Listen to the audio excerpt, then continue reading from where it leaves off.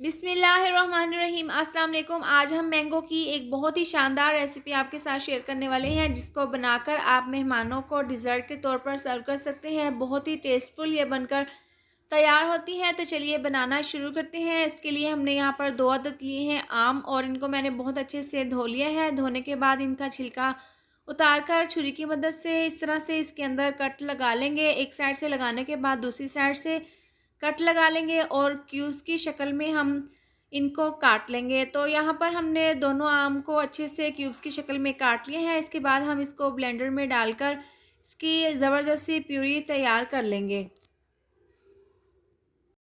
Mango का ज़बरदस्त सा पल्प तैयार है, और यहाँ पर हम एक अदद ले लेंगे पाइपिंग बैग, और ये तमाम पल्प हम इसके अंदर डाल देंगे। इस तरह से डालने के बाद इसको हम फ्रिज में रख देंगे ठंडा होने के लिए। जब तक ये ठंडा होगा तो हम इसके लिए कस्टर्ड तैयार कर लेते हैं। तो उसके लिए हम चूल्हे पर एक अदद रख देंगे कढ़ाई, और 3 पाव के करीब इसके अंदर दूध डाल देंगे।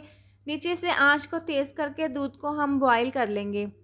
दूध को हमने बॉईल होने के लिए रख दिया है। इसके साथ ही एक अलहदा बर्तन में हम हाफ़ कप ठंडा दूध ले लेंगे, और 2 चम्मच हम इसके अंदर डाल देंगे कस्टर्ड के। आप यहाँ पर मैंगो कस्टर्ड, वनीला कस्टर्ड या फिर किसी भी फ्लेवर का कस्टर्ड ले सकते हैं। और 2 चम्मच डालने के बाद हम इसको अच्छे से मिक्स कर लेंगे, और यहाँ पर हमने इसको बहुत अच्छे से मिक्स करना है, इसमें कोई भी गुठली ना हो। और इस तरह से अच्छे से मिक्स करने के बाद हम इसको रख देंगे एक साइड पर।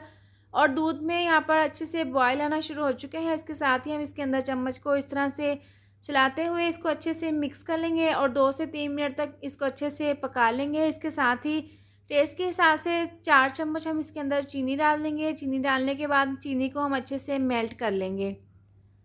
तो यहाँ पर हमने चीनी डाली थी और इसको हमने अच्छे से पका लिया है। चीनी अच्छे से मेल्ट हो चुकी है। इसके साथ ही जो कस्टर्ड हमने दूध में मिलाकर रखा था, वो हम थोड़ा-थोड़ा इसके अंदर डाल देंगे, और नीचे से आँच को स्लो कर देंगे। स्लो आँच पर हम इसको अच्छे से पका लेंगे।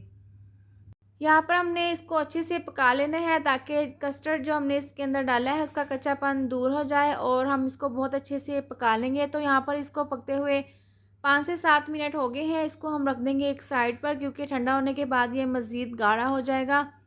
इसके साथ ही एक अदद बाउल ले लेंगे, और बाज़ार वाली क्रीम हमने यहाँ पर ली है 1 कप, और ये इस बाउल में डाल देंगे। ये डालने के बाद हम इसको अच्छे से बीट कर लेंगे। इसको हमने 2 से 3 मिनट तक अच्छे से बीट कर लेना है। आप यहाँ पर व्हिपिंग क्रीम का भी इस्तेमाल कर सकते हैं, और यहाँ पर हमने इसको बहुत अच्छे से बीट कर लिया है। इसके बाद हम इसको 10 मिनट के लिए फ्रिज में ठंडा होने के लिए रख देंगे। तमाम चीज़ें हमने तैयार कर ली हैं, और सर्विंग डिश के अंदर हम ये कस्टर्ड बनाकर जो हमने रखा था वो अच्छे से ठंडा हो चुके हैं। ये तमाम कस्टर्ड हम इसके अंदर डाल देंगे, और मैंगो के क्यूब्स जो हमने काट कर रखे थे वो हम इसके अंदर डेकोरेशन के तौर पर इस तरह से डाल देंगे। और जो क्रीम हमने बीट की थी वो पाइपिंग बैग में हमने डाल दी थी, और इस तरह से हम इसके ऊपर ये तमाम क्रीम डाल देंगे। इस तरह से क्रीम डालने के बाद स्पैचुला की मदद से हम इसको अच्छे से सेट कर लेंगे। और यहाँ पर हमने बिस्किट लिए हैं। आप यहाँ पर कोई भी फ्लेवर के बिस्किट ले सकते हैं। इस तरह से बिस्किट का हम पाउडर बना लेंगे, और इसके बाद जो हमने मैंगो प्यूरी बनाकर रखी थी फ्रिज में, वो हम इसके ऊपर डाल देंगे। बहुत ही ज़बरदस्त है ये डिज़र्ट बनकर तैयार होगा। और इस तरह से हम ये तमाम प्यूरी इसके ऊपर अच्छे से डाल देंगे।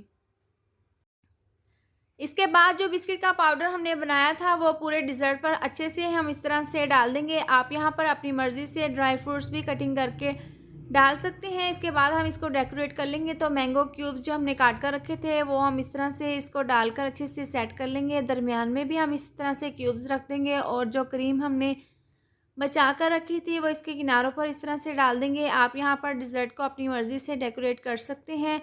बहुत ही ज़बरदस्त ये मैंगो डिज़र्ट बनकर तैयार हुआ है, और इसको हम फ्रिज में 2 घंटे के लिए रख देंगे ठंडा होने के लिए। इसके बाद हम इसको सर्व कर लेंगे, और जो बिस्किट का पाउडर है वो थोड़ा-सा हम इसके ऊपर छिड़क देंगे। आप भी जब भी अपने घर पर इसको बनाएँ तो पहले आप इसको 2 घंटे के लिए अच्छे से ठंडा कर लें, बाद में आप इसको सर्व कर लें।